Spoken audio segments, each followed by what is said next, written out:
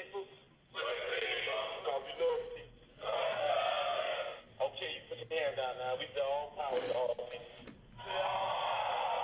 We say white power to white people. Brown power to brown people. Yellow power to yellow people. Black power to black people. Big power to those that we left out. We say Panther power to Vanguard Party. When you leave here, leave your saying the last word before you go to bed, man. Down I'm a revolutionary. Make up the last word. King, you don't wake up, then somebody might believe it, and you might, end up in what they call it, revolutionary happy hunting ground. Say that. Now I'm a revolutionary. Say it when you're going out. Say now, okay, we gonna say it while we're going out. Hey, we gonna say it sounds free, free. Don't that sound nice? Hey, let's do that. Free, free.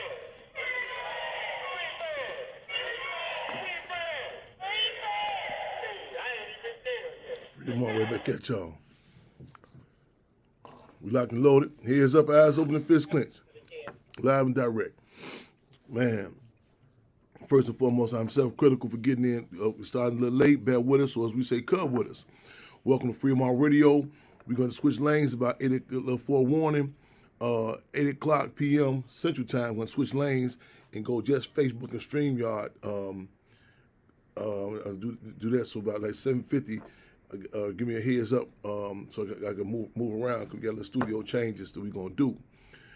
With that being said, welcome to a weekly program of the Black Panther Party Cubs hosted by yours truly, Chairman Fred Hampton Jr., Robin Allen, a.k.a. the Lady of Rage. Let's get locked and loaded, y'all, in the spirit of making history, taking history, and taping history. That's what it is, y'all. The call-in number is 929-477-3785. Probably want to get straight to those ASAP because I won't have access to this other phone, so we want to get to those call-ins ASAP. But let's break the ice. We just come off the heels of a phenomenal celebration from Mother Comrade Cohen Jerry, formerly known as Deborah Johnson, the widow of Chairman Fred Hampton. The many hats that she wears. Rank and file member of the Black Panther Illinois chapter of the Black Panther Party. I'm honored to say my mother as well as my comrade. Just a true asset to African people, true contributor to our community, ongoing. Definitely acknowledge, resides on the advisory board of the Black Panther Party Cubs. Again, the birthday celebration of Akua and Jerry, formerly known as Deborah Johnson. Though it was actually this past November 28th, we celebrated last night. So a little shout out to, Love Foundation, shout out to the comrades, the Cubs, and those who, saying to the people who came from, Hitman, near and far, all the social media tap-ins, support, showing us expression of love. Ongoing, just want to revolutionary love and appreciation to the people. Phenomenal event. I'm getting calls from a lot of people saying, make sure I express that their heartfelt regrets they were not unable to make it, for one reason or another. Just want to throw a shout out to them, so many people. Charlisa, who did the wardrobe on the movie set of Judas and Black Messiah. I just got a contact from her. She, she's out the country. She definitely sent her regards. Dr. LaShawn, Cassandra Greer, they saying there's transportation issues, but they definitely send us instant love and greetings. My brother Silas, man, right on for posting that powerful picture, man. Took me down memory lane. You know what I'm saying?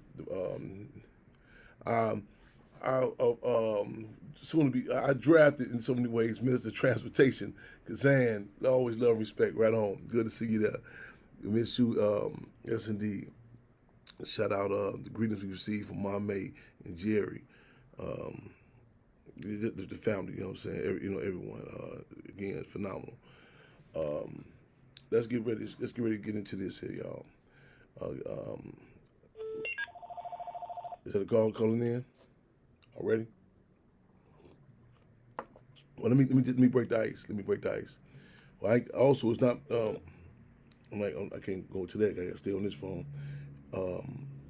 Ain't no breaking news. It's cold outside. For those who don't know, in Chicago, it's cold outside. It's cold. It's cold outside. Um, we working on coming up. Let me get another PSA out the way.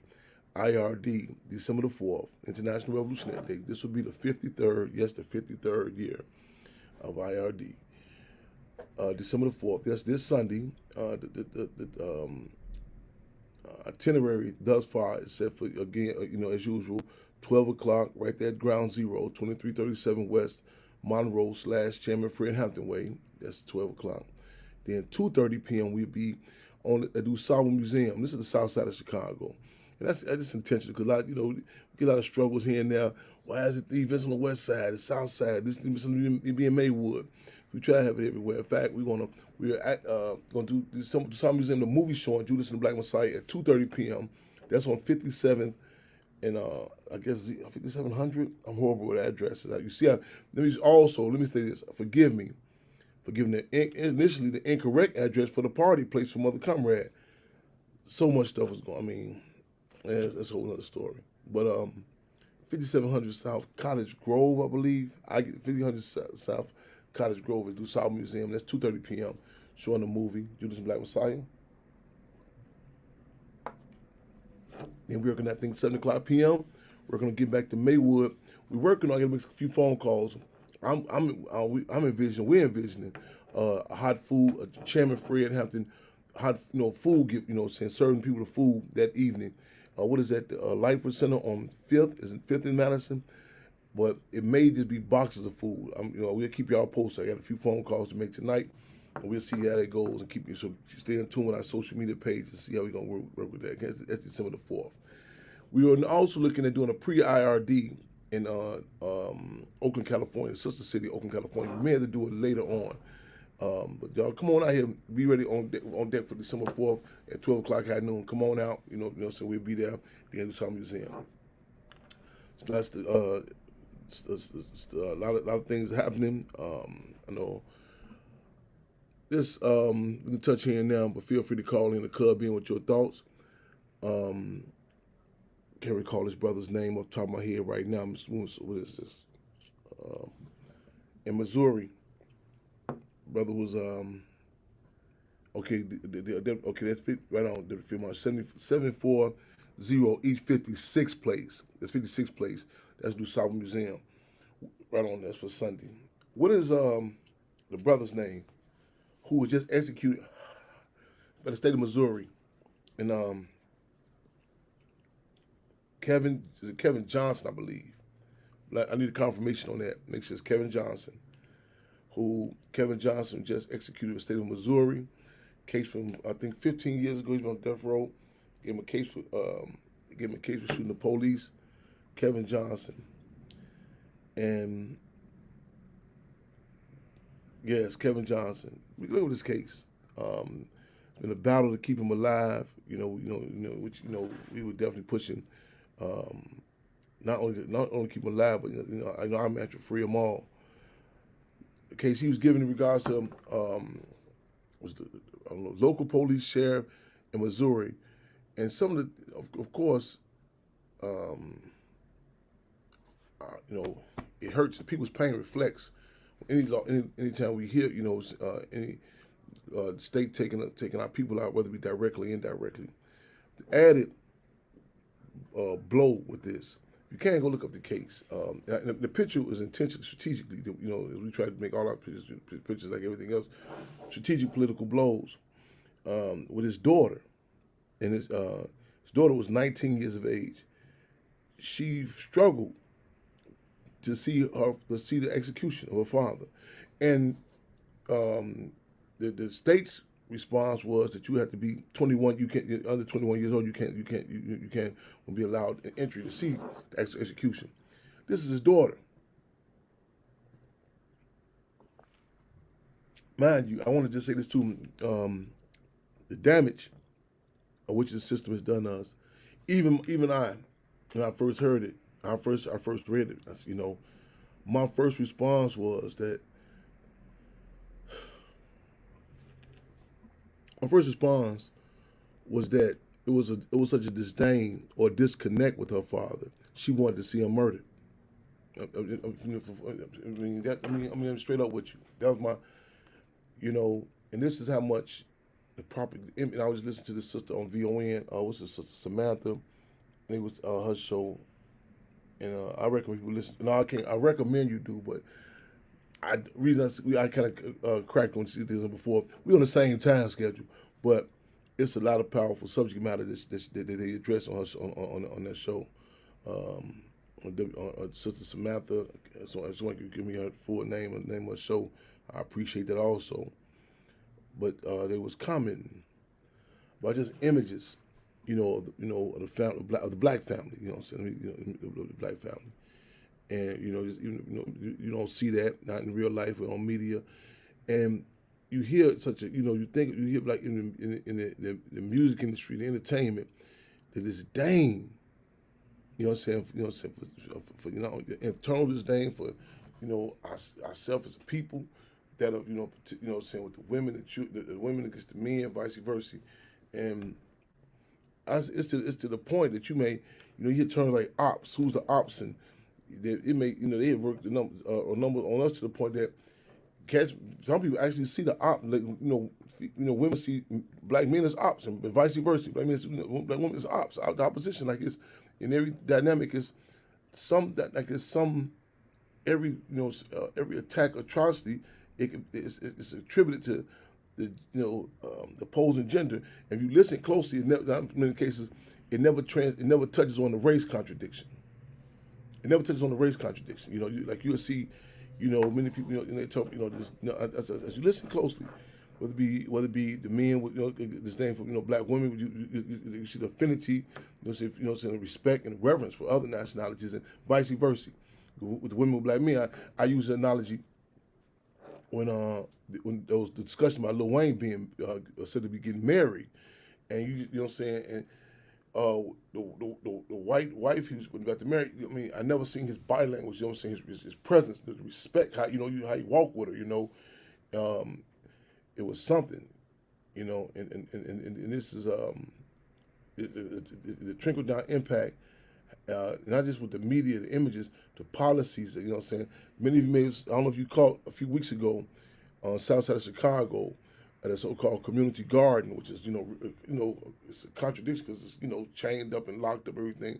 Nothing like the Hampton House garden where people can come get food at their will, but the individuals they had working it, and I pulled up, I tried to I didn't want to know who I was, and I was, it was free food, get what you want to get. That's how it was advertised, that's how it was sold.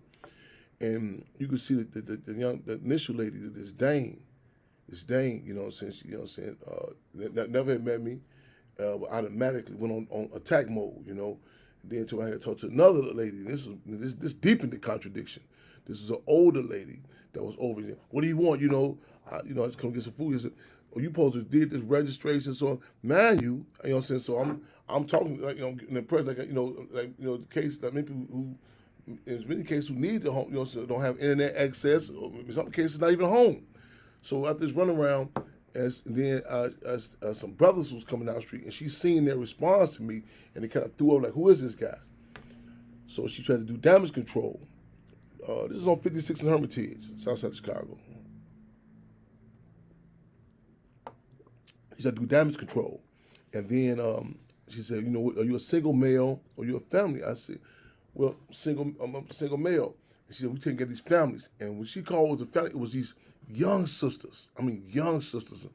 They come and they had their babies with them, And but there was no men with them. So I'm saying to see the policies, so the policies, the media, all this stuff is political. What it encourages, what it rewards. That's what we're talking about. Politics is basically food, clothing, and shelter. How you perceive it, how you perceive it, how you receive it. It impacts you. Live on the record, Fremont Radio. So back to the case of Kevin Johnson. Lo and behold, this is a different dynamic. This young sister, the reverence and respect, and to be able to have a relationship, to transcend those bars and those prisons, to go through those degrading, demoralizing prison visits, and your mail and all that, and that's not only talking about raising a child, but to have a relationship. that spoke volumes. That spoke volumes. And he, the daughter wanted to see, so you can see the stance, the impact he had on her. So check that case out and just, I was just even follow it because just even because they just didn't, like Pac told me how Brenda had a baby. He showed you how it didn't just attack, it just happened. Brenda had a baby, how the trickle down impact. We can even study the trickle down impact that the execution of Kevin Johnson has had and will have on his daughter, her children, his daughter's siblings, and so on and so forth. So check it out, y'all. Kevin Johnson, Missouri. Also, I know I'm saying his name incorrectly, Balagencia. I was trying to do some research about his history in Italy. This is a clothing designer, which many contradictions are being brought forward. In particular, talking about the children modeling the Balagencia clothing, this high-end clothing line. How they got these teddy bears wrapped them in bondage, and then they make a mockery.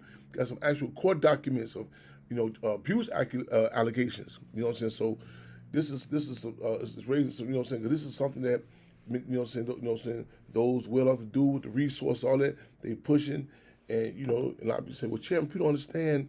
They can't support the black movement.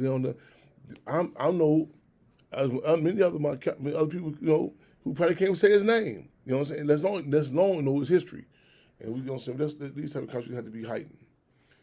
We live in direct on Freedom All Radio, y'all. Y'all feel free to call in and come in. Also, brother, Anaya, I was almost saying his name incorrectly. Anaya. I know I'm saying, brother, if he's online, call in. Talk about this solar paneling that so we discussed earlier, and how we can get on board with that. You know what I'm saying, and put the word out. So if you online, call in. Do we have any callers in queue?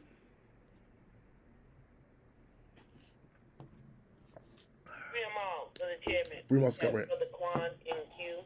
Freedom All. Welcome to Freedom All Radio.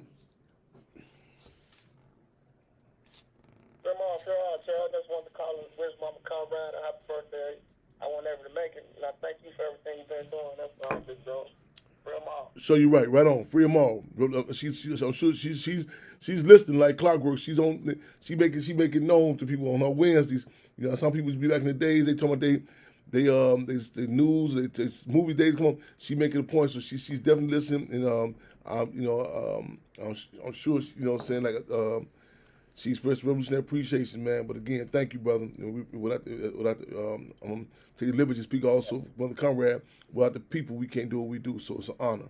Right on, free them all. Yeah, yes, indeed. I'm gonna give our mother. I'll get back in a minute. So you're right. Free them all. Yes, indeed. Free them all. Real. You right on. Happy birthday to our mother, Conrad, Cool and Jerry. Respect. Right on. We got any more callers in queue? Did I mention it's cold in Chicago? If you like to come into queue, please press 1. Free them all. I'll get some updates right now. I'm going to get back to the Hampton House. Shout out to Randy McFarland. Shout out to Anthony Clark. The Hampton House refrigerator had just been fully stocked up. Then oh my God, I got to get around there, man. Man, look at these pictures here. Let me get, woo-wee. You talking about veggies, fresh, oh man, there's some stuff, fruits and vegetables. Oh man, man, listen, shout out to Randy Clark, man, Randall Clark, man. I'm talking about, it's a beautiful site, man. And I just hope that site can stay there for a little longer, man. I'm talking about, man, the colors and the fruits and vegetables that's there are unbelievable. Yes, indeed. Yes, indeed. At the Hampton House refrigerator. This was done, they always do this. However, they wanted to make it known that this was done today in honor of, Mother Conrad Cool and Jerry. And I think it's important to know too, like, because we celebrate, we embody and encompass all that, the serving the people, and we having a good time. And this is what we do. It's not like this. The struggle can be detached, from who we are. Callers, y'all feel free to call in because after a while I'm gonna break off to the side at 7:55. Leave back here, and I'm gonna do this. Right on. Yes, indeed. No doubt. If you want to know, I think some of the veggie sauce and them blueberries, man. I gotta jump through my beard in too, man. I get some get that grill too for get to. Well, we don't care if it's cold or not. Get that grill though, man. That means it's cold in Chicago. Just it's cold. Call us. Feel free to call in 929-477-3785 and press 1 to click in. Press 1 to click it in. Yes, indeed.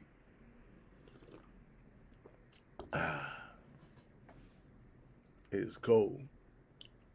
Right on. So I make sure I express. We still getting birthday greetings to Mother Conrad and those who want to drop. We had backed up the Alicia Gill Cash App because there was so many Alicia Gill, so they can send the Save the Cash App $, Save the Hampton House, and was putting in the notes, for Mother Conrad, and we definitely respect that.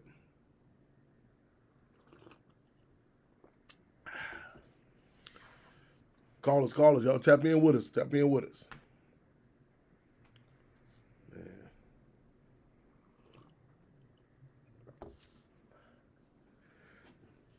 Man. Cold in the pigs hot out there. Yes, indeed. It's cold in the pigs hot out here. And it's something that drastic change, contrast from just a few days ago, Real talk. Shout out to the Tiny House Warriors. They will be in town for December 4th, International Revolutionary Day. Yes, indeed. We're moving the group. Phenomenal event. Challenging the Tankers, the Seafood Fest. I don't know if we had a chance to talk since then. Phenomenal event in Seattle. Phenomenal event. Yeah. Excuse me. Phenomenal event. A lot of coalition work updates. We're going to be moving on and grooving on. Regards to the land question, regards to the environment, regards to political prisoners. Just really tweaking, the coalition, ongoing Rainbow Coalition work, that we've had for quite some time. But your forces will be coming in this Sunday for December 4th. And we may have another IRD probably in Oakland after this December 4th. We'll keep y'all abreast on that also. Bring them all, Brother Jim. Bring them all, Conrad. Free them all. We have Mother Conrad, Cool and Jerry on the line. Free them all. Yes, indeed. Welcome to Free 'em All Radio. Free them all. Free them all. Free 'em all. Yes, indeed. Can y'all hear me? Yes. You ain't too tired from partying yesterday, are you?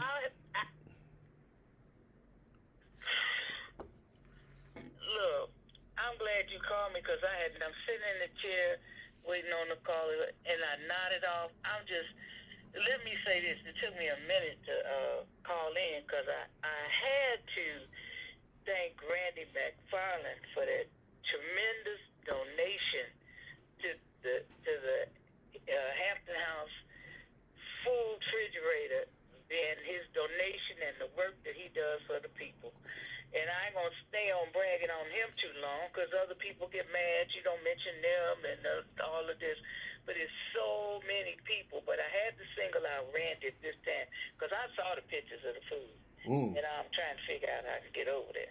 But it's beautiful. The fruits and the vegetables look like they just picked. For real. As cold as it is, they look like they fresh picked a minute ago. So I had to send him a quick text. But I want to thank the Black Panther Party, Cubs, first and foremost, I had a ball last night at my surprise birthday party. And I say that because it started off as a surprise, but everybody know I found out damn near everything. And it was so beautiful, and so many people came, and so many people that couldn't come sent birthday wishes and keep up the good work, keep doing what you're doing. And it just warmed my heart and gave me the strength and energy to go on even more, even those that couldn't make it sent greetings. You know what I'm saying? But as they say in the bars, like when they go, be the good Lord willing and the creek don't rise. I want to add to that. As long as the Black Panther Party Cubs and fighting for self-determination, I will be back next year. Y'all can surprise me again. I had so much fun. Listen, y'all, I didn't leave the Love Foundation till about 3 o'clock in the morning. And Comrade Daphne, Comrade Cool, all of them know my bedtime is 8 o'clock. I might Wake up after that.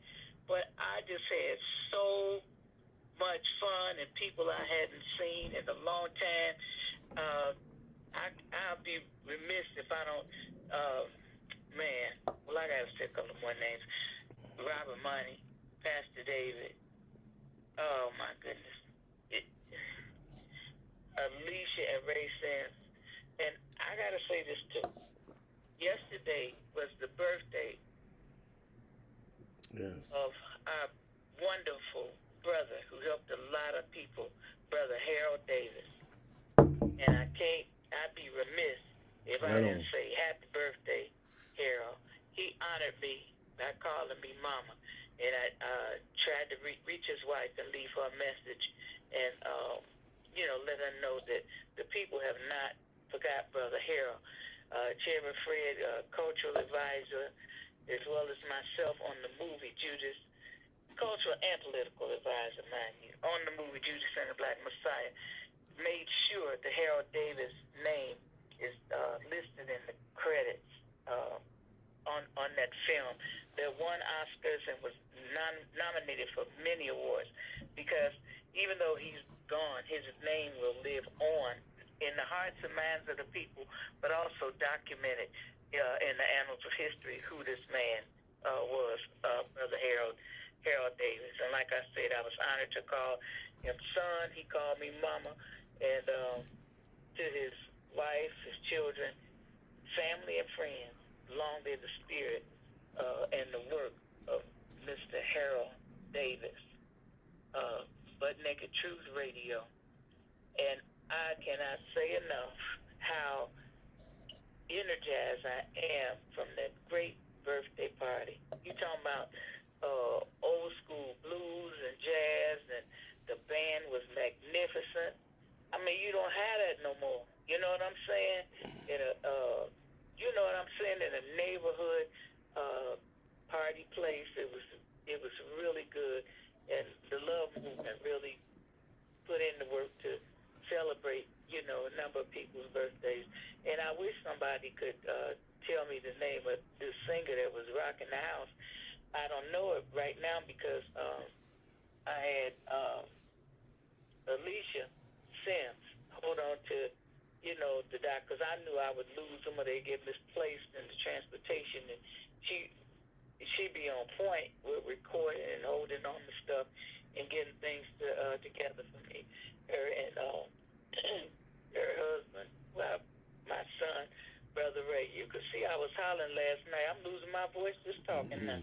But I was hollering with their music and everything. It was so, so beautiful. And everybody that came out, thank you. All the people that I saw. And so many people had stories to tell. Come back to when Chairman Fred was a shorty and how they would come to him when there was a problem in the community. All of that, it was so much. So those that didn't make it this year, hope you make it next year. But I hope everybody that can hear and within the sound of my voice will make, I don't care if it's hot, cold, or raining or snowing, on Sunday, December 4th, IRD, International Revolutionary Day, December 4th, Chairman Fred and Defense Captain Mark Clark were assassinated by the government, U.S. government, the FBI, the CIA was involved, State's Attorney Police, and Chicago Pigs. And that's one of our many ground zeros. We're going to be there at 12 high noon Central Time, as we are every year. We don't care what the weather is. Chairman mentioned yesterday, it's been times when just me and him been out there, and it don't matter. Wish more people come, but we're going to be there at 12 noon every year, and people come in through solidarity statements. Then from there, we're going to go over to the Sabo Museum, and they'll at 2 o'clock or 2:30, we're going to be showing the film Judas and the Black Messiah, that award-winning film that we were fortunate enough to have a dream team that we were able to work with on this phenomenal film. And we'll be there, and after the film showing, there'll be discussion with Chairman Fred Hampton Jr. and myself, and then we're going to the Hampton House, and we're going to the Wall on Madison in California for the mural that's there. Chairman Fred, I think they're doing the food giveaway. More details to follow. Then we're going to the Hampton House and to the Maywood Aquatic Center, right at the sculpture, the statue of Chairman Fred Hampton Sr. So between all them events, y'all could choose some. You got a few days to catch up on your sleep from all that partying last night, and I hope to see you there. And it's a beautiful time of resistance in the neighborhood all over the world. Power to the people, free them all. Thank you, everybody, so much. Power to the people. Power to the people, free them all. Again, y'all just tuning in. That's Mother Comrade Akua and Jerry, formerly known as Deborah Johnson, who resides on the advisory board for Black Panther Party Cubs. A phenomenal force to be reckoned with. You know, we reckon with and also to be reckoned with. You know what I'm saying? You, again, happy birthday. You know, and I'm just it was good for our spirits again. You know, see you able to enjoy yourself, and you know it's gonna get greater later. You know, so again, y'all, those who missed it, we'll have some film footage posted. The birthday celebration for again Mother Comrade Akua and Jerry. From the event was off the chain, live and direct, y'all. Any calls in the queue? I can't read with my glass like that. Right on, niece. No, 37 years. Yeah, Mom. Still. No other calls. Sweet. If you All right on, kid. Yes, indeed. want. Free them all. Free them all. Yes, indeed. I'm just reading a couple of comments. Zan posted up. Big Ma spoken. That kid put up. I love you so much, Mama. Cool. After 37 years of my life. Ooh, did I give you 37? Well, man. Sometimes you want to tell these younger people, stop. Don't get no older. Is it why? I mean, I'm getting older then. Man. 37 years of my life still around the same. Sweet, beautiful voice and heart. I'm glad you enjoy it yourself. You definitely deserve it. Yes, that's right on, niece. I just flashed back with you as a youngster, man. Damn. Come back from, as they called it, we was growing up, the T. I'm walking, stepping back from the T hotel, coming back from the T. So you 38 right on, sister? Oh, yes, indeed. So, 39, okay. I would say, who just told me,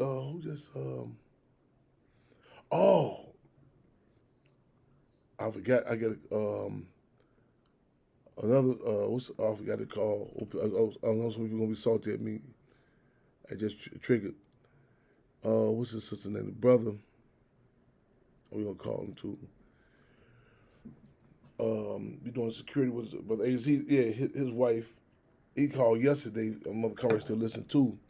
He called, and his wife was with him, and her birthday is the same day as yours, Mother Comrade. And I'm going to call back on that. But no, so just tapped in. Hers is, I made a comment. He said his wife was just turned 45. I said, well, you can use, I ain't using this saying no more. I said, when I had turned 45, I said, yeah, 45 like the pistol. So I thought you were saying 30. I would say that could be a match you can use like a pistol. But again, happy. Don't take no days for granted. We should be like strong oak. We just don't get older. We get stronger. You know what I'm saying? But again, even when you say, you know, it's colonize, how you view birthdays, all that stuff. You know, like in many cases, it depicts on what period are you doing, growing up in an era what we call a class piece or what have you. So just to be able to, you know, to walk and chew gum at the same time, to celebrate, but acknowledge it. That you say, how you doing? It's like sometimes you say, well, I'm still on this side of the dirt, still on this side of the wall. You know what I'm saying? So not that we satisfied, but again, don't take your loved ones for granted. Don't take situations for granted. You know what I'm saying? Because especially right now in this stage of the game, things are moving a million miles a minute, y'all. So again, those days like those birthdays and everything, just people just on that appreciation, y'all. Real talk. We live and direct, y'all. The spirit of making history, taking history, taping history. That's what it is. I done hit that coffee, a little bit back charged, but we've been moving non-stop. I say I gotta be careful. I might be like on the commercial. The comedian went to the wrong city. I think he's in Cincinnati or something. He said, "I love y'all, Detroit," and the whole place went up like, "This ain't no damn Detroit, this is Cincinnati." I said, I'm getting a little sluggish. I said, move to different places. I'm gonna be at the wrong place and acknowledge the wrong city. Y'all let us know on more PSAs, people service announcements you have with thoughts. Feel free to call in. As we say, come in. About these subject matters we mentioned or some other things we may have mentioned. I know I'm expecting a few phone calls. You can't call in now, but and press 1. 929-477, 3785, and press 1. Press 1. Yeah, I do. I'm going to get it in. Yeah. I'm going to get that black cat nap. I'm going to get that black cat nap in. I'm getting it in tonight. Get it in. Yes, indeed. I'm working tonight. I'm get something in tonight. Any more callers in queue?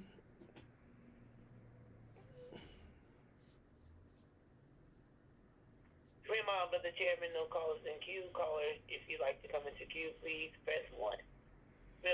Fremont.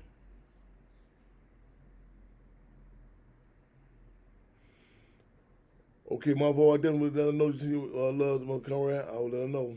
Yes, indeed. Yes, indeed. Health is everything. Get that rest. I'm hearing you loud and clear. I'm hearing you loud and clear. Yeah, you have a whole year. Not only you feel more refreshed, you more sharp, more on point. Yeah.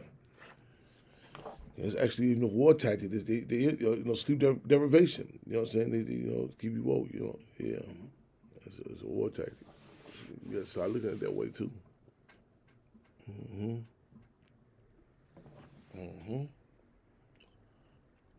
Oh, excuse me.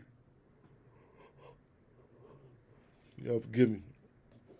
No callers in queue. We making history, taking history, taping history, y'all. We talking about a number of different things. On the case of Kevin Johnson, Missouri. Your thoughts on it? Your thoughts on his daughter wanting to see him. Do you believe that she should have ready to see him? Let me ask you. The state's response was that you would have to be 21 years of age and older. Since she was 19. And let's put this correct, in this context. Yeah, we're done with it.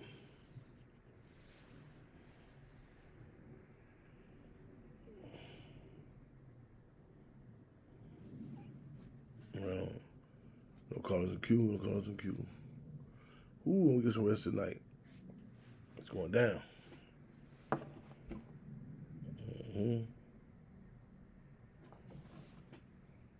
can't see close to me. None of my brothers see from all.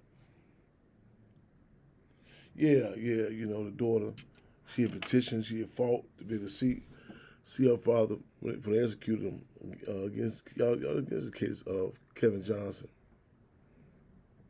Yeah, free them all.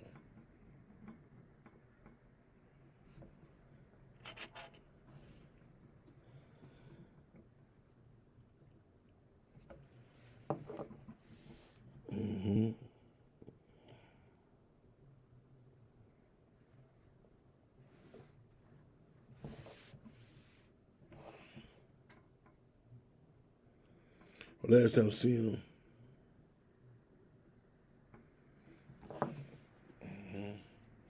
They say Kevin Johnson's last words when they executed him was they said, "I'm ready."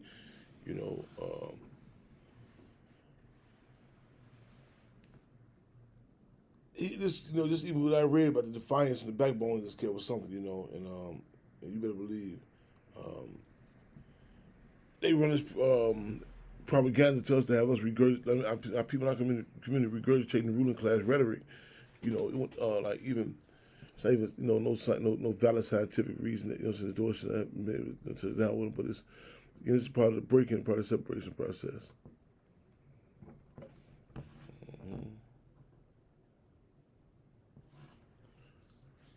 Okay, calls, need y'all to tap in with us in a minute, because until we move around. I don't know what phone we're going to use. We'll figure it out, though. We'll figure it out. And, give me an hour of rest in a minute. Yes, right, y'all go to SaveTheHamptonHouse.org, SaveTheHamptonHouse.org.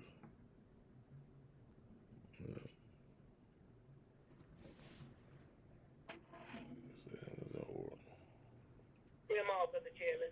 Free Monsters, Conrad. We have the Drop Brothers and YSL on the line. Free them all. Free them all. Welcome to Free them all radio. Free them all. How you doing, Brother Chairman? I'm well on this end. I don't know how long you've been listening. But we're going to do, in the studio, they gave me a little heads up. So we're going to go straight into, we're going to break the ice. So you know who you are, it's going to break the ice. And then I'm going to move to the back. I might gotta switch phones. I don't know how this gonna work. I might still use this phone, so it might be still good. But anyway, let's seize the time. Who you are. You know what I'm saying. Your purpose of being here. Who put you in tune with Free them all radio. You know what I'm saying. Again, let's get straight to it. Welcome to Free them all radio. Thank you. Well, thank you so much, and appreciate your listeners.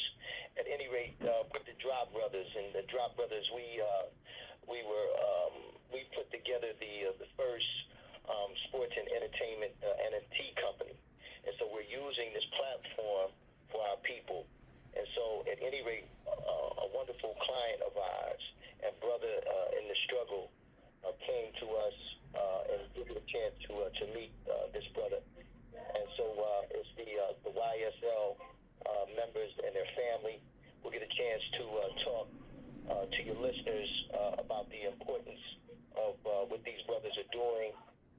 Of course, many of your listeners may recognize their work and their struggle in the music industry and some of the challenges that they've had over this last year. So, at any rate, I got a chance to meet Brother Chairman. Brother Chairman had the grace of coming out to the Northwest to stand in solidarity with many of our Native American brothers and sisters that were doing work with regard to making sure that our waters are clean and free from oil tankers and spillage. And so we got a chance to stand in solidarity and meet with regard to that. And the timing was proper, and we appreciate Brother Chairman with regard to coming out. And so, at any rate, we wanted to. I told him about the project, and the timing was right. He told me about the Free them all radio program was coming up on Wednesday, and so here we are, lockstep in unity. And so, before I bring on my business partner and as well our most esteemed YSL member, we want to get a chance to talk a little bit about their importance and the unity. So YSL is a music group, leading music groups in the world right now. They are the leaders in the industry of hip hop, and as well fashion and lifestyle.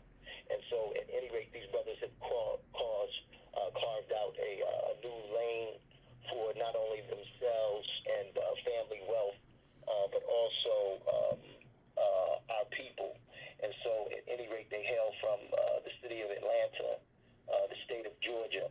And so, right now, outside of all of the work that they've done and efforts and gains that they've made for not only themselves and their people, their families and our people, the state of Georgia decided that they wanted to incarcerate these brothers.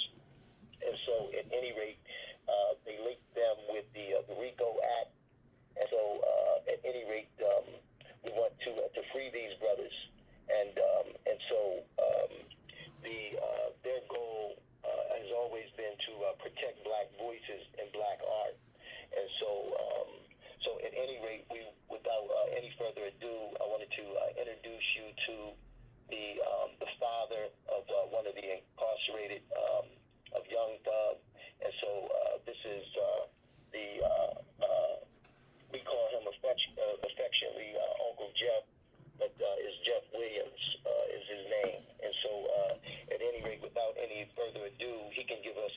report from the jail and give us an understanding of the spirits of Young Thug and the rest of the members that are incarcerated. We want you to understand, and your listeners to understand, Brother Chairman, that this is a family. This is not only members of a music group, of a hip hop group, but this is a family. So, at any rate, without any further ado, I bring you Uncle Jeff. Right on. Welcome to Fremont Radio. Welcome. Fremont. Welcome to Fremont. Oh man, I appreciate you guys reaching out. You know what I'm saying? And you know, I'm a real 100% straight to the point guy. And in 6 months, and I got to say this, in 6 months of us going through what we're going through and dealing with what we're dealing with, this has been an honor for someone who doesn't have any ties to us whatsoever to be the only people who have even reached out to my family. The industry haven't reached out to my family. 300 records haven't reached out to my family. Atlantic records haven't reached out to my family to even show the love and support to even wonder how we're doing. You know what I'm saying? And I'm really insulted by that. You know what I mean? You know, and I'm really appreciative of this moment right now. Well, again, Love is all family. Free them all, baby. Free them all. And right here with you, Uncle Jeff. we want to seize the time. Appreciate it. Right on. We want to definitely seize the time with you online with us. This is a weekly program we do, and this, you know, I want to seize the time just for, you know, I know there's some pressing legal moves. You know what I'm saying? I mean, like in a matter of, I think matter of days, y'all doing some upcoming court dates. But what, just for those who may want to get I use the Cliff Notes or crash course, but basically, what's, for those who may have not, what's some talking points that people can that people can be familiarized with this case and they hear about it. What's some of the that's one. What's some of the major misinformation that people should be have guards up on, what is something else too, like is this the court proceedings, is this said to be? Let's go with those two questions. I'm gonna see how we can ease this other question in too. The next question was in regards to, is this said to be an open people? And what do you expect? Well, I don't know. I don't want to ask that question. I want to ask what you expect, because we don't say what do you expect, because you don't want to limit your, you know what I'm saying? You don't want to limit certain things. But I was like, it's going to be like a court TV, or just if the motions put in that there cannot be no scene, no footage of the court, what have you. So that's an initial question I'm gonna put forward, and then while you answer that, I'm gonna be y'all, the listeners, y'all still be tapping in. I'm gonna be moving to this other room, because the studio I'm gonna move to the other room while we talking. So that's a couple of things I'm gonna throw out. That's open for either one of you brothers, Uncle Jeff, or or Gary, either one, whoever else. Yes. So at any rate, there's a trial on January the 9th, and so at any rate we Somebody got some background noise somewhere, y'all. I got some background noise somewhere. Background noise. Can we handle the background noise? Thank you. So at any rate, we have the trial on January the 9th, and so this is all related to a case that happened in Atlanta where it was a shooting, and the shooting was there was a shooter in Atlanta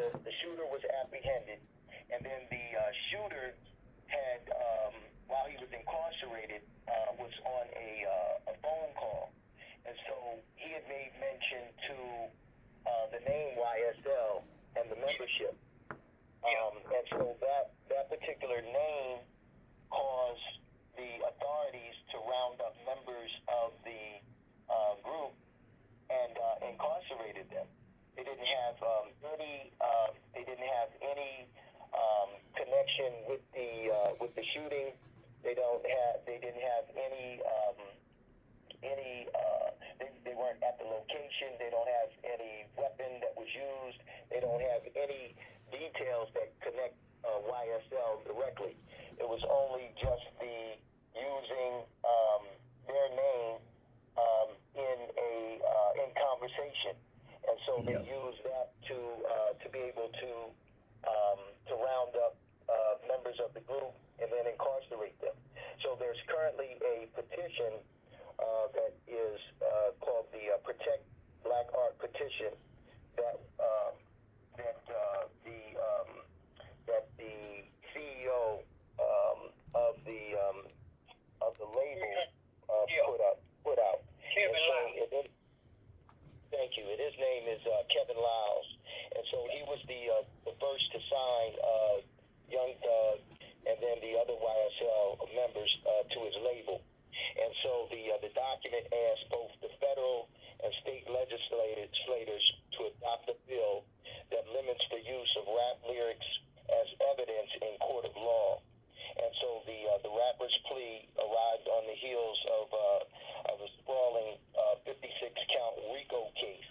And so they're trying to use the RICO case, the old RICO case that the federal government used with regard to members of racketeering and things like that. So they tried to use that to be able to pin this on these young men. And so they're using the fact that these young men have money, and they're using the fact that these young men are successful, and so they're targeting them for this RICO Act and this opportunity. And so, Uncle Jeff, if you could just give us a report in terms of how the spirits are of the members and of your son, how they're doing, and getting through, such a difficult time. Their spirits are up. Honestly, everybody's spirits are really up. And I say that gracefully. And to speak on the young man that had the incident that you was talking about, what the media didn't relate to it was that this kid has nothing to do with this case. All right? And the reason he's been pulled into this case is because of a statement that the head prosecutor that was on the case made in court. And that statement was they're willing to give any and everybody a deal that could say anything toward YSL as far as being gang related, being on a gang, or this, that, and third, so forth and so on. So that's to me, that's what made me have to go on and stand firm to start protecting these kids' rights. Because for a district attorney to make that type of statement, knowing that it's going out in public news, that's opening up a can of worms on these kids. You understand what I'm saying?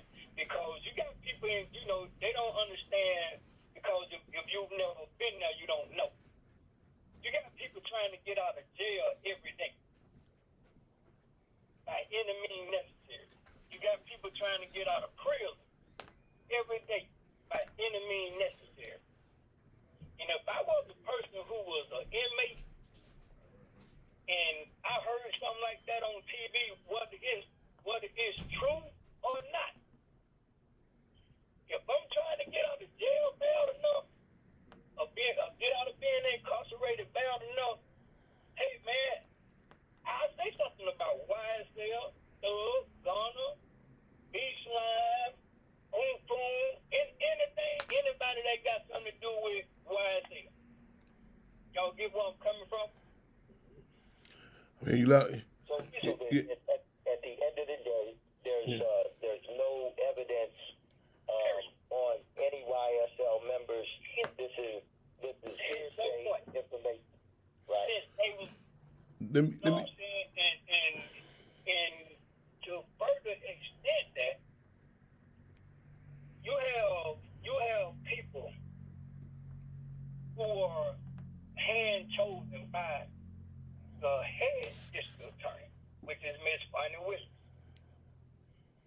And the people who was playing a role in this are people that you know that you can really see were handpicked by her to play in this role.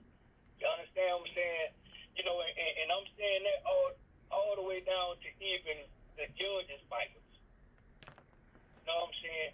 You know, and at this time, it's political more so with him, and it's personal more so with her. You understand what I'm saying? The judge is being sworn in. Well, he's probably already been sworn in because it's supposed to take place by the end of this month to be the chief judge. And I have sat in court sessions other than ours in this same judge's court to where I have seen him get burned on the self-esteem of the judicial system that you don't supposed to be even thought about giving a bond on.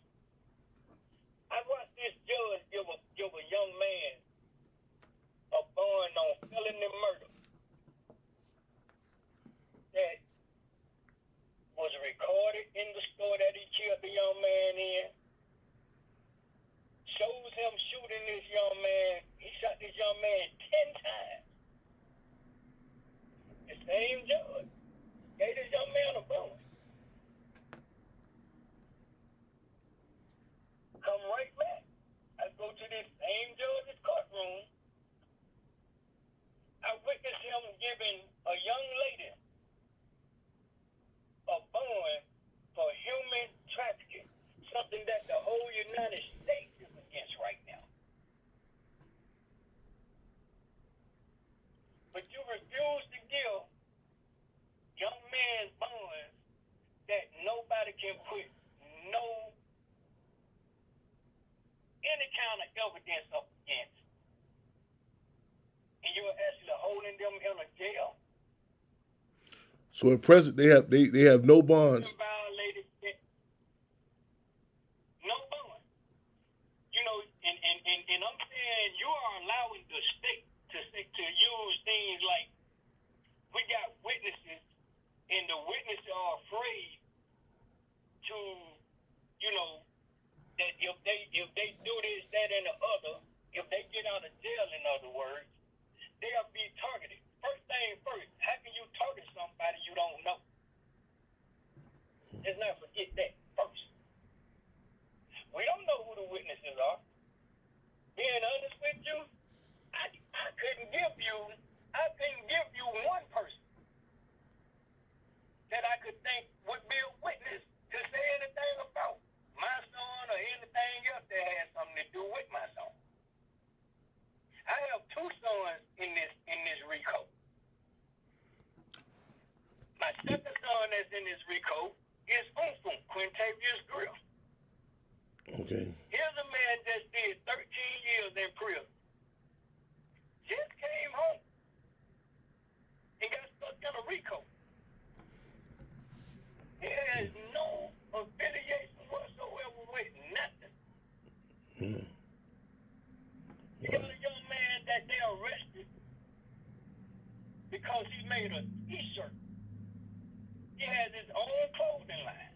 And he put, let's make America slime again. You arrested this young man and put him in a RICO.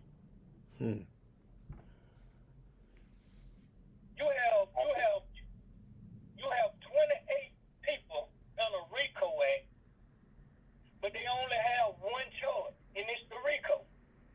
Wow.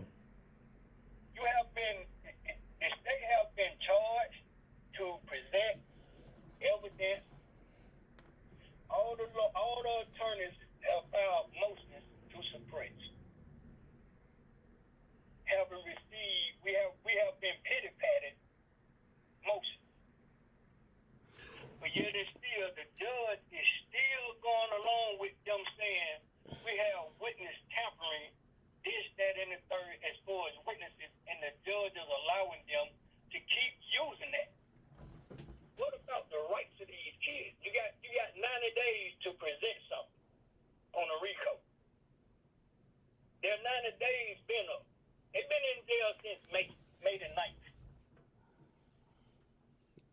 May 9th. You denied their bond 3 times. They've been incarcerated since May 9th. We haven't had young men who have been running from this case.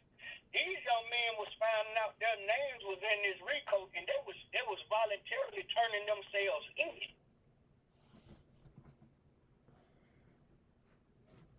You got 4 proffers that the judge said he was using to keep them from getting bonds. The proffers went from 4 to 2. And the 2 were witnesses and fleeing. Both proffers, is similar to the last hearing we just went to, was proven not to be true. The state said something that was real crazy to me. And then, and I have a criminal background. I ain't been squeaky clean.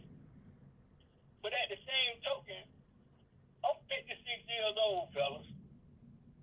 I have never seen in the judicial system, nowhere in the world, where you have had 300 witnesses to a case. Especially a case that don't have evidence. And a judge is allowing the state to say something like that in the courtroom and stand on it. 300 witnesses, man. Let's be for real now. Let's be for real. 2 questions. Now we going too far. What about these people's rights? You are violating their constitutional rights, man. Every man is entitled to bond, first of all. We just trying to fight for a bond. We're not even in fear of a trial. Trust me. Mm-hmm. Trust me, we're not in So- fear of a trial. So the president called the question is okay. So people are clear. Not even got to the trial question yet, but just in regards to just a bond. That's the consensus of the 26 or the 28 or it's 28, correct? Yeah, it's 28. 28. Well, let me interject a question. You mentioned earlier, okay, you again, one of the brothers that mentioned about this whole, and this has been something that's been tug and pull. People been questioning about this, about the lyrics being able to be brought in the courtroom. What's the stat? And I know this is one, but it was a few different cases where this discussion has came up. So what is the status with that now? Okay. Go ahead. Lyrical wise, okay, on the lyrics, the lyrics to me, and this is my opinion, to me the reason that they came with the lyrics of songs to be, the most important factor of them picking these kids up or trying to get these kids these charges, I think that was just their excuse to have a reason. You feel what I'm saying? Because three of the songs that they presented, Yes. those are not even thug songs. Wow. You understand what I'm saying? The lyrics that they're talking about in the songs, it's not even him. It's the person that he's doing the features with. That was their person. But auto-tune make everybody sound the same. I know there was some challenge. I know there was some challenging about them being able to utilize that. And so do you know that the stat so is that able to be brought in? Are they using that? Are they still trying to use that? I mean, because reality, even they didn't put it out there for public. And they haven't talked about this. They haven't talked about those lyrics, man, since the first hearing. Those lyrics haven't been spoken on no more since the first hearing. You know what I'm saying? And what's happening, man? What's happening, gentlemen, there's a lot of people with their hands in the fire, Mm-hmm. and a lot of the fire that they have put out has been false information on their behalf, and I'm not scared to see it. Mm-hmm. It's false information on their behalf, and it's now coming out. You know, you got to be there. So what I'm doing, I'm asking for a Rule 22.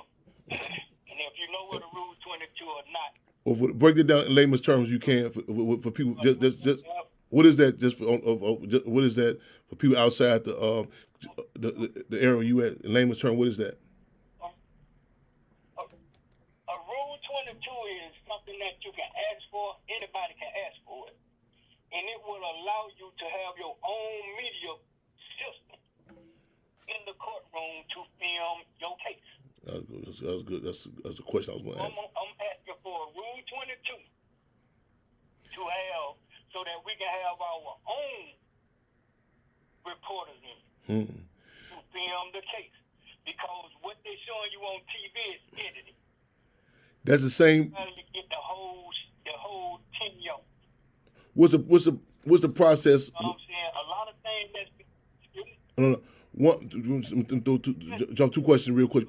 What's the process of put like is that something like how you put a motion in for that, or do people have to?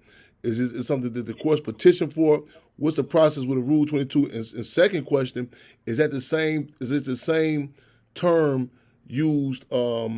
You know what I'm saying? University throughout, all counties throughout the state, or is it different? Like is it a different term? Is that what is known?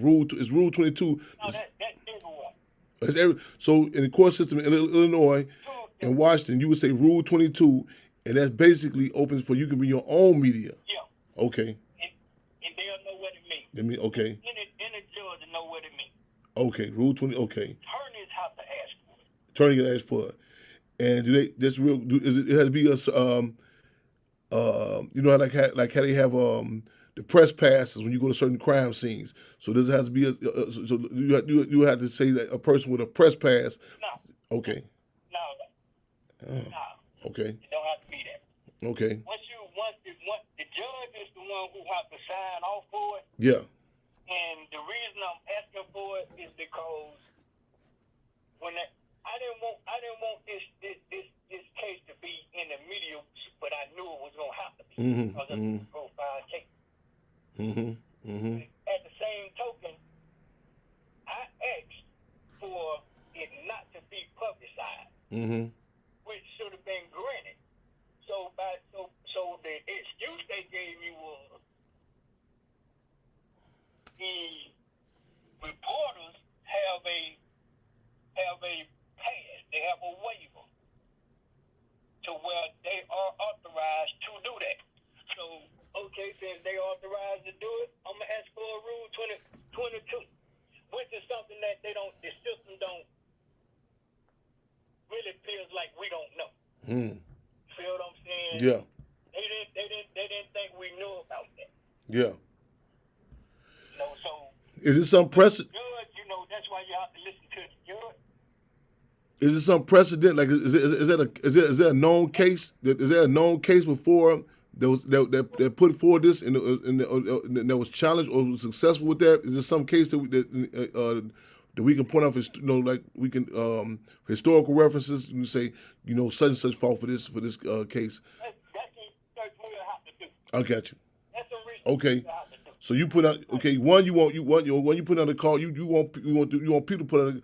You want people to have the feelers and call like the history of Rule 22 and any case law or precedent with that, correct? Okay. Yeah. Okay. Yeah. And but it is a law. Okay. I know that for a fact that it is a law. Okay. And the judge has to speak on it when he does allow the press to come in. He actually has to speak on that. That's one of the charges. That's one of the rules that he has to read off when he allows that. So, but the advantage is if he doesn't allow us to have a Rule 22, then the media don't supposed to be allowed to be in it. Okay. So either we gonna balance the scale, or we're not gonna use the scale at all. Yes. So if you can't allow us to have a Rule 22, then I think that the press shouldn't be in the courtroom. Okay. Because you can't allow one and not allow the other. That's the law. You can't allow one and not allow the other. Okay. So two major things. That's my purpose of asking for a Rule 22. Okay. So two major things that's at hand now. You told the bond question and the Rule 22, correct? Yeah. Okay. Yeah. So these kids should be allowed to fight their case from home, man. You know what I'm saying? And then like I say, it's a proven fact the judge is being biased because you're opinion on charges that people shouldn't even be allowed to get a bond on. That's one. You got 7 sins, man. You got 7 sins that are not fundable. And I have sat in your courtroom and witnessed you do that. See, I go to the courtroom because it's hearsay. What is it like? I'm not there. If you yeah. So what's the okay? Is it open court for what's this? What's the status? Like, I mean, is it, Yeah, all courts are open. All courts are open. You can walk in the courtroom and sit in and listen to the case. All courts are open court. And so This is Fulton. Is this Uncle Jeff? Fulton County, correct? Yeah, Fulton County. Fulton County. Okay. Yeah, Fulton County. it's Fulton County. Okay, Georgia, Fulton County, Georgia. So these kids. So I'm putting together a protest right now as we speak to do a protest on these kids' rights being violated. Nothing else. Their rights are being violated. If you look up the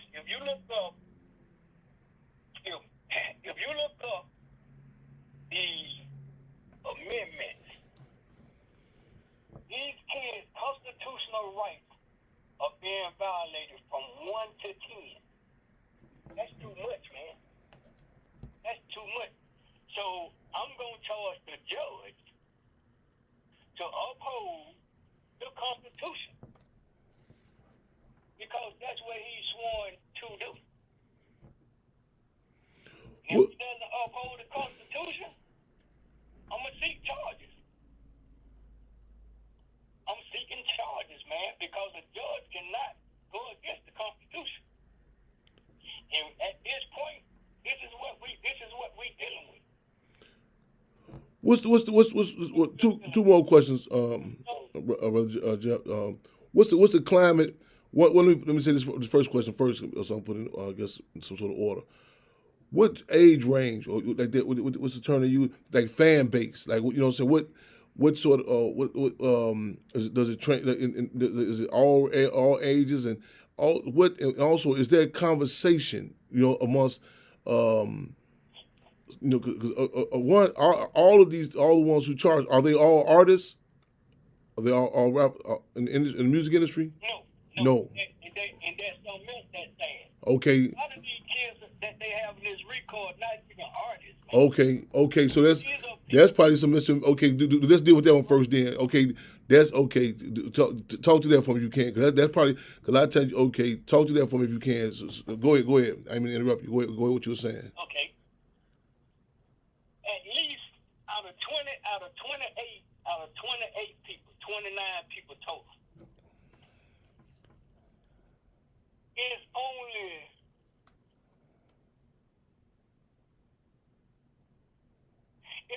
5 artists. Everybody else is guilt by association. Everybody else is guilt by association. So let me explain to you so y'all can understand. So that's what I was getting to. Okay. And the reason that they were putting this indictment is because of them being people out of the same area or community of these guys. So now this, like I said, I'm speaking on my opinion. Okay. I think that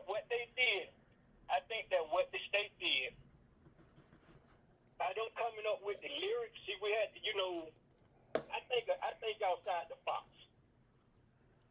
For you to come at us with lyrics to say that, they speaking on crime through their lyrics, this, that, and the third, and you saying that they're guilty of these crimes because they speaking on it. That means, to me, we got to figure out how did they come up with that, right? Mm-hmm. Who sat down and listened to all of these songs that much? Especially at their ages. Bunny Willis got to be in her 40s, probably 50. I don't know too many people, bro. And I'm 56. I got a deaf ear for rap. I've been having a deaf ear for rap just about all my life. I just never got into rap. Yeah. So for somebody to sit down and listen to all of these songs, you had to do it a certain way. Like I said, this is my opinion. You saying like a cultural difference, or like something, like, or even if it's the same peep community, the difference in the ages, they couldn't relate. Different ages and culture. Thank you. We can't relate to them. We can't relate So with this, to you in rap. so would this relate to like even the discussion, like even the question of, I know well, this kind of goes like one of the points of the platform, the Panther Party, a jury of your own peers, so like this, the disregard to like even that before you get to the trial process, or just even so their respective peers being able to even understand, translate, like. Okay, I'm listening. Mm-hmm. My point. Now, if this was NWA, LL Cool J, Sugar Hill Gang, if it was those type of cats, Mm-hmm. that's my interest because that's in my era. Mm-hmm. That was in my era. You see what I'm saying? So today's time, hey man, you would have to really let me see 50-year-olds sit down and listen to Young Thug. Just if you can't give me an example, okay, like how could it be detrimental? Like say, like a certain term or something, like say in a lyric or something, So if it may, okay, lyrically, period. To me, mm-hmm. period. Mm-hmm. Because I just can't get into today's artists. Yeah. Artists. You understand? What Yeah. I'm saying? Because it's like Lil Wayne with me. Mm-hmm. I couldn't listen to Lil Wayne. Everybody likes Lil Wayne. I like beats. Mm-hmm. I barely do hear what they say. Yeah. You understand Yeah. what I'm saying? Yeah. Because if I don't understand what you're saying, bro, I don't have an interest in it. Mm-hmm. Mm-hmm. You understand what I'm saying? Yeah.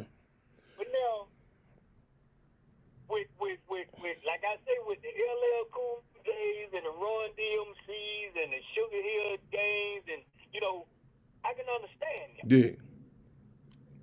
You can speak to it and relate to it. You understand what I'm saying? I can relate to them. Yeah. I can't relate to the music today Yeah. in the rap industry. Yeah. So has that been brought forth, or who are the people who they've been using to transcribe? I mean, to listen to these lyrics. Has that been brought up? Has that been exposed? No, it hasn't been exposed yet. You understand what I'm saying? A lot of things haven't been exposed because, if like I said, if you in the courtroom, you'll know why it's not being exposed. Understand what I'm saying? Because you'll see that the whole every hearing that we have had has been one-sided. So just in case, like I said, we got technically like 6 more minutes on this, but we'll definitely open door for you to come back. 3 things thus far that you're talking about. One, about people should come to. Okay, I don't know if I'm saying, I'm kind of capsulizing this, putting this in the correct order. 1, about people coming to the hearings themselves. 2, in regards to the bonds, and 3, what did we just say? We just something else. I just said bonds. What do we? What is Oh, the Rule 22. Rule 22. So, Rule 22. Yeah. So if you can't get, I'm asking you to run down. You know what I'm saying? Yeah. So and then, okay. So okay. What's the next? When's when is the next court date? If it's not used out, our next court date is the 17th. Well, it'll be 3 court dates. I think one is the 10th, I think it's one the 10th, one the 15th, and one the 19th, if I'm not mistaken. What do you okay? Like I know sometimes some days just be motion hearings, stuff like that. So all these court dates, are they? I don't want to use this, but like are they substance value? Like people can come in. It's some of these contradictions that you're talking about. They're being exposed. Some of these issues. So every court date is. You think every court date is important for people to come, or is major court dates? Oh yeah, definitely. Okay, run those dates down again to us again if you can. Run those designated. Run those court dates again for us you can. I think it's the 10th, the 15th, and the 19th. 10th, 15th. I gotta be sure. I think it's the 10th, the 15th, and the 19th. And the reason I think they broke them up is because there's so many of them. Okay. That's going to court. It's like all of them going to court. Mm-hmm. All the motions and everything have been put in. The last of the motions were put in at the last hearing. So the only thing we basically going back for now is phones. To see if the judge gonna go in and grant these kids phones. So that's the order in which you talk. Okay. And if not, like I said, if not, I'm going public. If not, I'm going. Hey man, if not, they gonna. I'm gonna do everything under the sun, man, to make this public. So that's the point I'm making. Let me jump in here, Uncle Jeff. So, we've tried petitions. We've tried protests. Now I think it's important to take the fight literally around the world. The important thing about YSL is that they are celebrated literally around the world, from the age group of young teens, young kids, and all the way up to adults. I'm gonna say kids. I'm gonna say kids from 5 to 30 to 35. Absolutely. And so, and literally all cultures and all people around the world. And so, what we do is we're interested in bringing that lens and sharing that visibility through the power of NFTs. So, at any rate, Brother Chairman, what we plan to do is on tomorrow, we're going to launch this NFT project. We want to stand in solidarity to have the listeners who consider the NFT. It'll be the first NFT that comes along with a petition. First NFT project in history that comes along with a petition. So the NFT itself carries value. It'll be the likeness of YSL members, and then also the signing of the petition. So the current petition that CEO Lyles put out, there are 65,000 signatures currently. And so the last 10,000 will be the collection of the NFT. So that's how that'll work. And so then on December the 9th, we're going to be on the ground in Atlanta, further letting the community know about the petition, about what's going on in the with the members, and then also offer a fun event that has to do with community and youth, and it's called a free slime event. So part of the certain names that's kind of synonymous with the members is slime and things like that, and so those things are synonymous with the group. So we're having a free slime event, and the idea behind the event is to share with the community an opportunity to see that dealing with guns is it's a tool. And can be used as a political tool for our people. That is nothing that we should be afraid of. Too many times, guns are used as fear remembering in the community. And so we know that it's not, and so we're using it as a tool in order to further inform our young people as well as those members in the community. And so I wanted to also recognize my business partner and see whether or not he had something to that he wanted to add. Keith, are you there? Bring on, you want to ask another question? Yeah, I'm here. Wait, welcome. Appreciate it, Chairman. No, I just wanted to piggyback and just, thank Uncle Jeff again, for allowing us to have the opportunity to, take this NFT to a whole nother level and, and free the family. That's what the most important thing of this cause is. And also have an opportunity to give something special back to the fans for their support, and do something really, really incredible to keep the music going, keep the hits flowing, but, also, keep what's solid that they built. You know what I mean? Over time, we don't want it to ever die. We know this is just a moment in time, and it's important that people understand the power of NFT, of where it's going, and what the power that it has within. That this can be the voice, or will be the voice that can bring everybody home. Also, we have a lot of great things in store. We have the full YSL family. All the remaining artists are all on board. We have the industry on board, all the friends of the family, as far as a lot of household names, other celebrities are on board. So this is expected to be the biggest NFT collection to ever hit the market. And everybody's been tuning in. Everybody's ready for this result. And, all 10,000 NFT holders have their place to be able to take place in a moment in time and leave their mark and protect our culture and protect Black art. And let's not let what we all created as progress to die. So I just want to, thank YSL again, thank Uncle Jeff, thank Gary, and let's just do something great and let's see the positive at the end of this. Is there, before we close out, again reiterate, we every Wednesday Free Mall Radio. A couple of questions real quick. Is this been with this?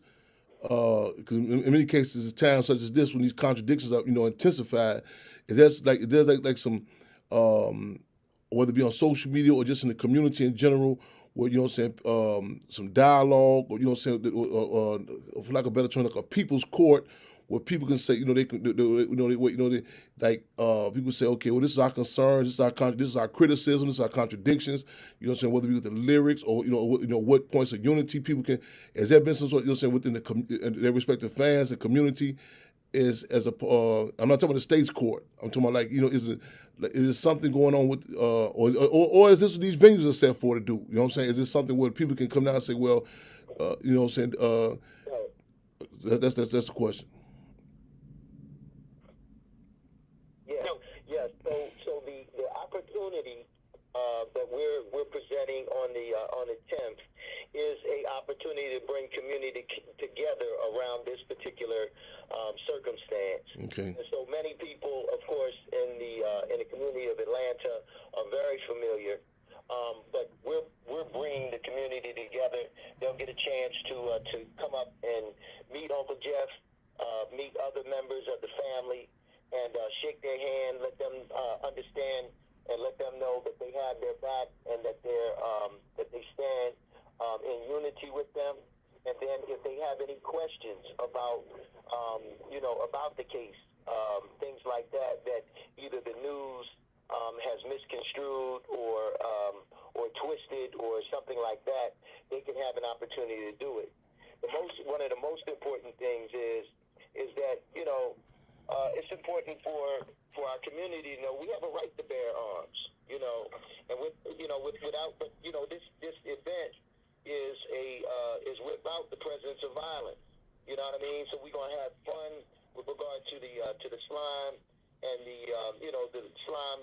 We call them slime blasters, and having some fun. We're gonna have some courses set up and things like that, of where kids can come out and have some real fun, and that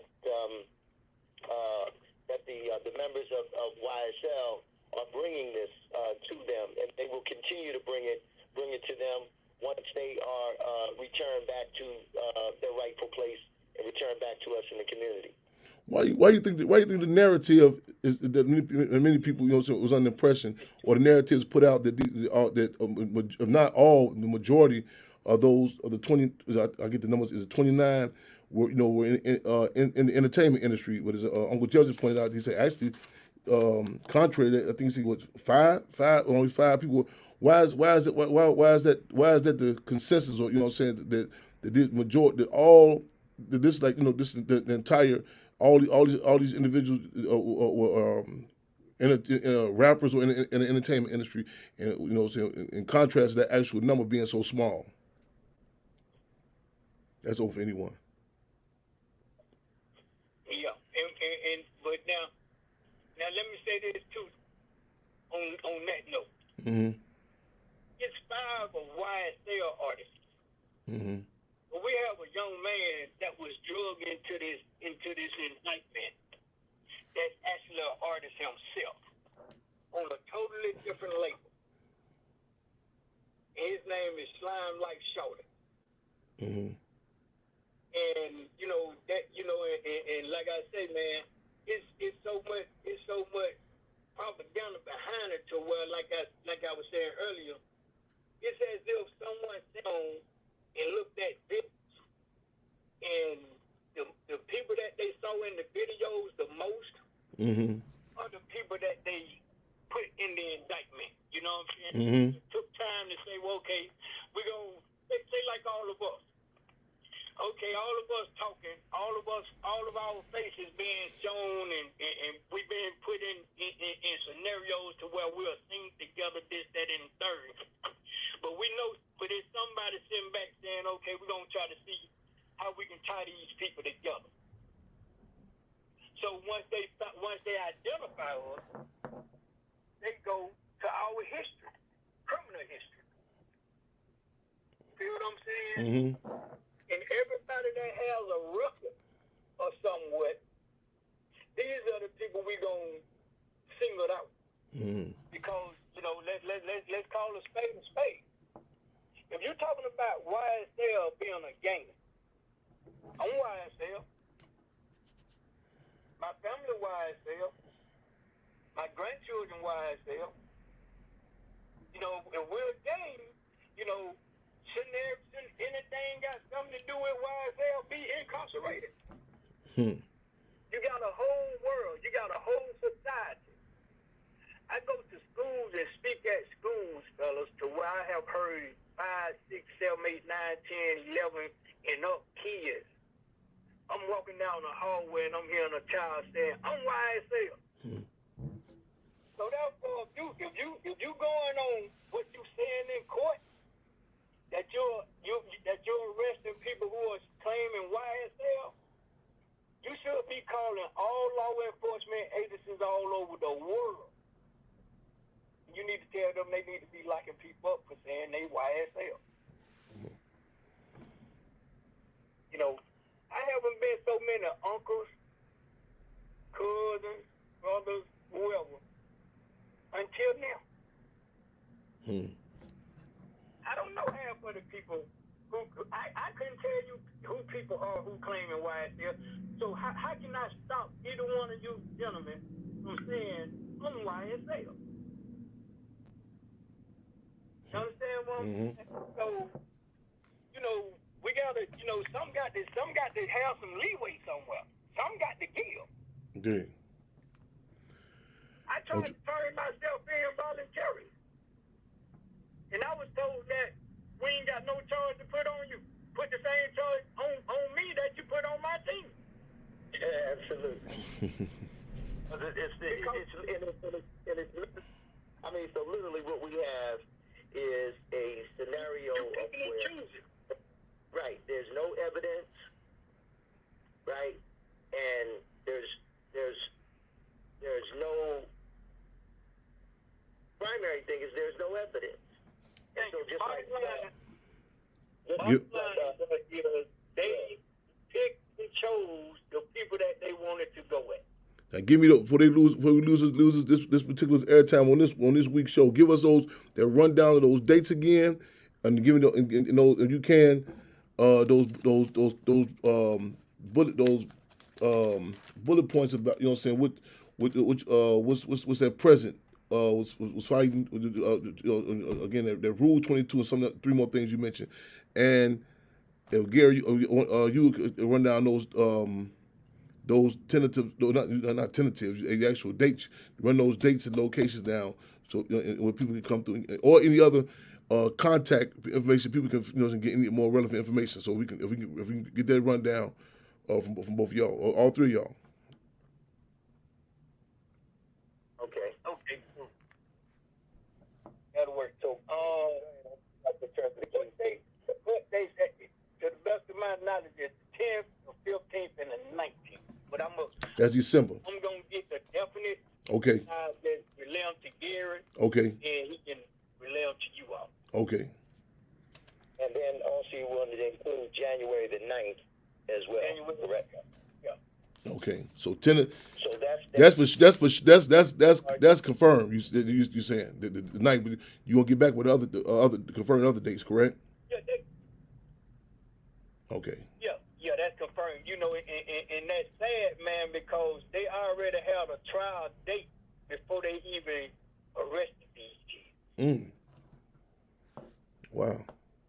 Yeah, so we have had a trial date since day one. Wow. January the 9th. Why they chose to have a trial date already, I don't have no idea. Wow. But now the trial date was set before the arrest even happened? Yeah. Wow. The trial date was set before the arrest will even happen. And when they got incarcerated, the first hearing they said the trial date is set for January the 9th. Wow. And the state stood in front of the judge and said, we are ready to go to trial right now. Any just out of curiosity, I know I'm pushing my time. I know my boys, they're gonna be on my heels, but like any elections, anything? I mean, around that time, anything politically? I mean, we say everything political, but do you know of anything significant around that right before that time? Like elections or new laws would be like. It's a law in Chicago, Illinois, the Pretrial Fairness Act. I don't know if y'all heard about that. There's a lot of discussion going. Y'all heard about that? Yeah. Okay, so it's a lot back and forth propaganda about. You know what I'm saying? There's a big discussion about that. In fact, some of the spokespersons from the Republican Party, they did a whole campaign, or doing a whole campaign referencing this, what they call a purge, what have you. So there's a lot of back and forth. So a lot of people say on the ground. In fact, we're in the process of getting like a quote unquote hood narrative to bust out, because a lot of people have been misinformed to believe that it's some sort of that you could just get you won't get no, you can be bonded for anything, that you won't get this cash, because Illinois is said to be one of the first states of the cashless bond, but which theoretically, is one thing. However, they, they exploiting those who challenging it. You know what I'm saying? They're saying like, well, people's gonna be like, it's gonna be a purge. You know what I'm saying? Whatever you could do, and it's some of the trickle down impact from that is that a lot of youngsters, you know what I'm saying? Like it's in discussion now. A lot of people who locked up in the county jail saying, man, when this passed, they can, you know what I'm saying, whatever you get charged with, they're gonna let you right back out. And nothing. It's kind of like the bait game, the truck pull up with the gym shoes or the, you know what I'm saying, and it looks too good to be true, which it is too good to be, you know what I'm saying, true. So that's something that's in hand right now. It's a big thing in Illinois, but it's interesting. I'd like for y'all to come back on again. I'm out of curiosity, is there anything similar discussion going on that way? And also how you familiarize with it, what's your knowledge about that? And the question at hand is anything up for stake around this, like any laws or election around or before this January 9th? That's the question at hand. But I want to bring y'all back again to go further to other discussion about the Pretrial Fairness Act. But do you know of anything that's relevant or that's present, that's of significance prior to this January 9th date?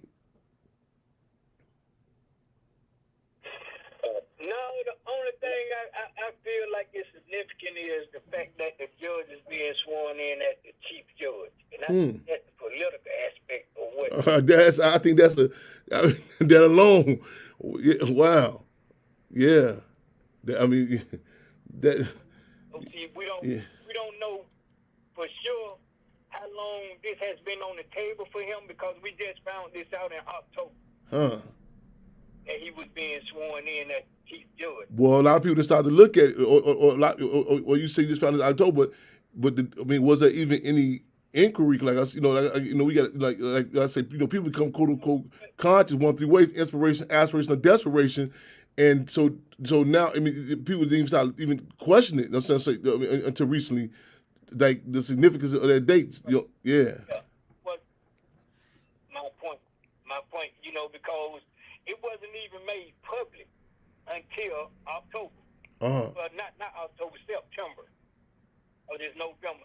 It's been we've been knowing this for like 2.5 months.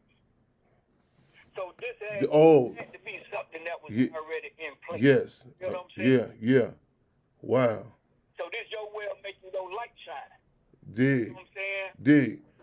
So like I said, man, it's a lot of things. Which goes back to a point you made earlier. You were saying everything is related to everything, like everything being political. Yeah. Right. Yeah. Right. I mean, the only thing I would say is that there's a lot going on in the state of Georgia. Yes. In terms of it being a swing state. And so at any rate, it's a lot going on right now in the state of Georgia. I'm glad you, and also just how you referenced it too, Gary. I'm glad you said that, like the state of Georgia, because I think people get caught up when they like hear Atlanta, and to detach Atlanta from Georgia. So I think I'm glad you referenced it that way, the state of Georgia too. Yeah. But to me, by me being here, fellas, I don't see it. You understand? Because it's something that we see every day. It hasn't got it got worse. Honestly, it got worse after the fact because like I said, I call a spade a spade. We have a governor, man, that recently opened up martial law. You understand what I'm saying? To where everybody has the right to bear arms without a license or permit, anything. And the police can't question it. Who does that? Who does that, man? So now you got more killings. You done had more killings since then than you did before. You understand what I'm saying? Yeah. So, we got to start, my push in this protest is not just on our behalf. My push on this protest is I want to start pointing the fingers at the people who the finger's supposed to be pointed at. Dig that. The people responsible that's supposed to be held responsible.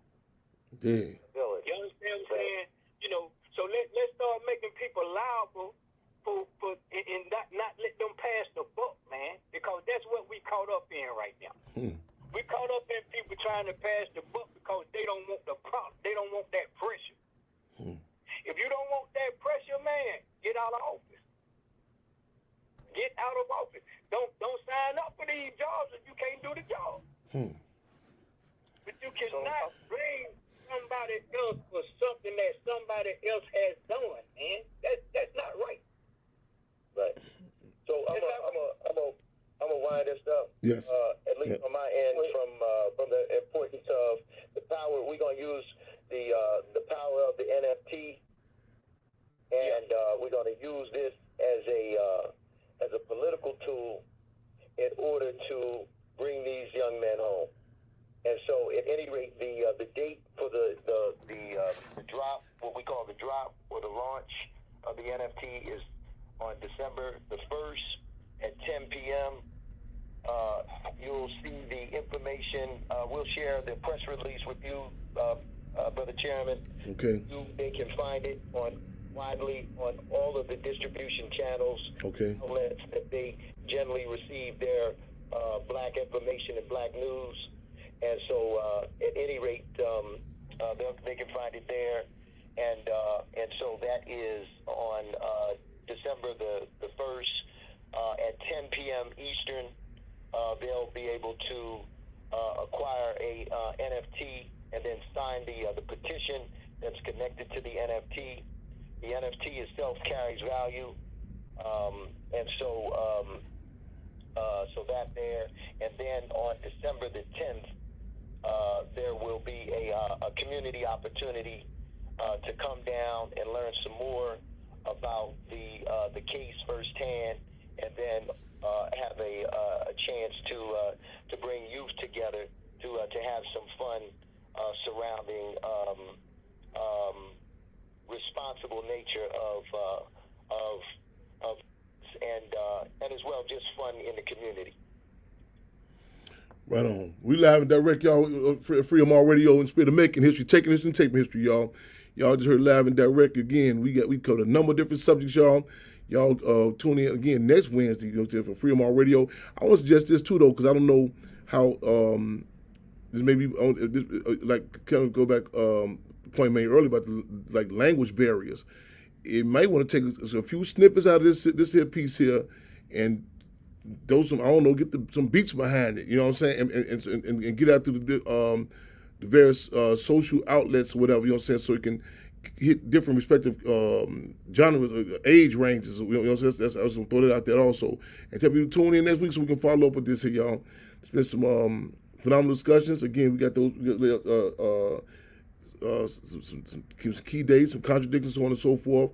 Y'all know we got coming up December the 4th. That's this Sunday, 12 o'clock, right in front of the site, 2337 West Chairman Fred Hathaway. That's called Ground Zero. For those who don't know, where two of our twin towers, quote unquote, failed. 21-year-old Chairman Fred, 22-year-old defense captain Mark Clark. We will be there 12 o'clock, high noon, regardless how cold it is. You know what I'm saying. We're gonna be there. Clockwork. You know what I'm saying. We there. At 2:30, we'll be at the DuSable Museum. Showing the movie Judas and the Black Messiah. It's on 56 in Cottage Grove. 7 p.m. we should be back in Maywood, and we do Chairman Fred have the food giveaway. All this is Sunday, December 4th, and we'll keep you posted on coming December 8th or 10th. We're looking at getting back to the sister city, Oakland, California, in regards to doing another IRD event there with CRC and the Dr. Huey P. Newton Foundation. Y'all go track them down on Instagram, CRC, Dr. Huey P. Newton Foundation. Say the Hampton House. You know what I'm saying? These different, the work that we're doing, continue to do. Freedom All Radio, again, we live and direct in the spirit of making history, taking history, and taping history. Brother, I'm glad y'all, I appreciate y'all coming on. The airways open. I'm sure we're going to get a lot of calls about this, and people going to say when they're going to follow up. Keep us posted. Again, we are back on deck next Wednesday. Doors open, 929-477-3785. You know what I'm saying? To be updated on that. Follow all our social media handles. Anything in closing y'all want to lay out before we take it out, brothers? I just wanted to take time to thank you, Brother Chairman, and thank the Black Panther Cubs for what you're doing and having an opportunity to be effectively heard. Sure, you're right. It's an honor to serve. Brother, I'm glad. I look forward to it. We have some good dialogue. I just met these brothers. We're gonna follow up though, y'all. Y'all keep y'all heads up, eyes open, the fists clenched.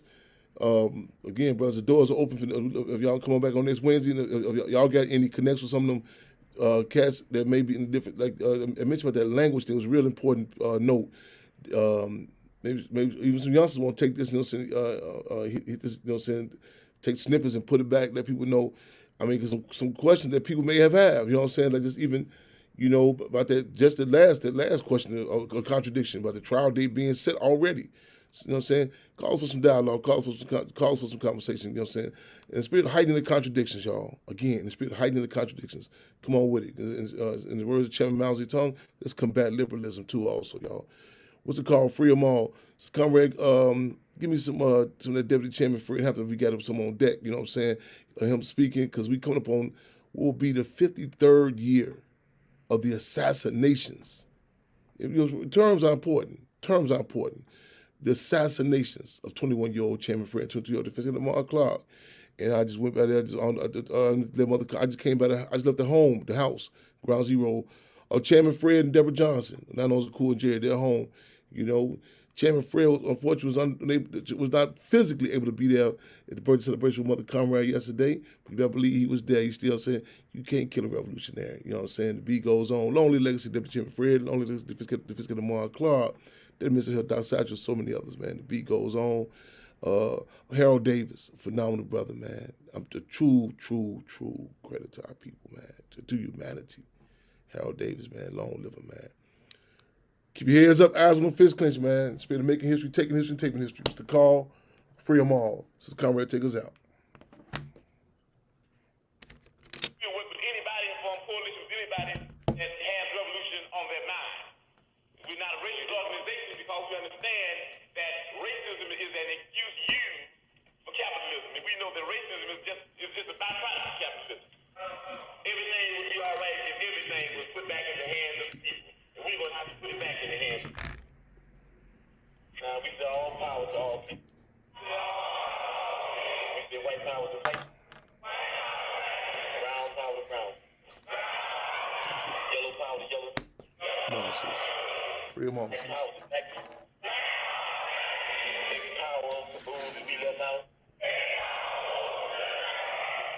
We say time to power. Lamont, free them all. Mandrill, free them all. Sister Vestra, free them all. Sister Toya, free them all.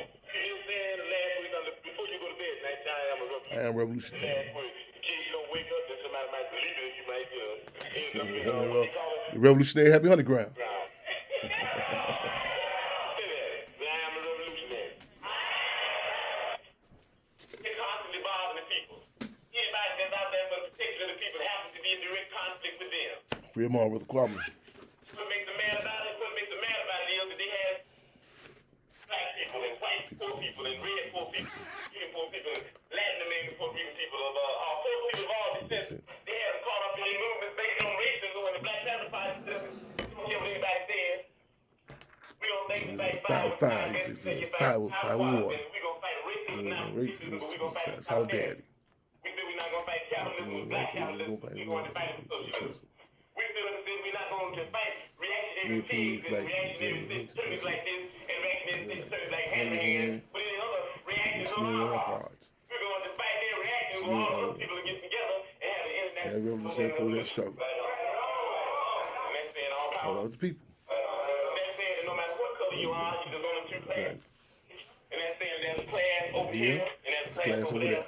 And the reason that this class over here has never did anything to get this class off its back because this is lower, this is This is upper. This is the Oppressed. This is the oppressor. The exploited. This is exploited. And these people in this class have divided themselves and say, I'm black and I hate white people. I'm white and I hate black. I'm Latin big and I hate hillbillies. I'm hillbilly, I hate Indians. So we fight amongst each other.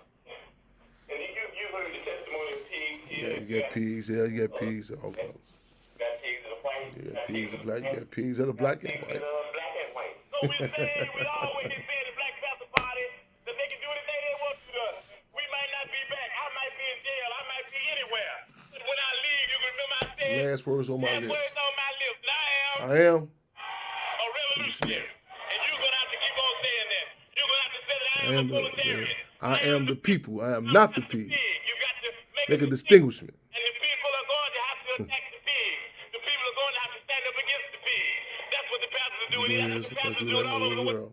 We know they have our pictures. We know they're looking for us. We know they want us. But we Let me get up out here because I'll be riding up this boy, up this here, man, revolutionary proletarian high all night long. Let me get up out of here, man.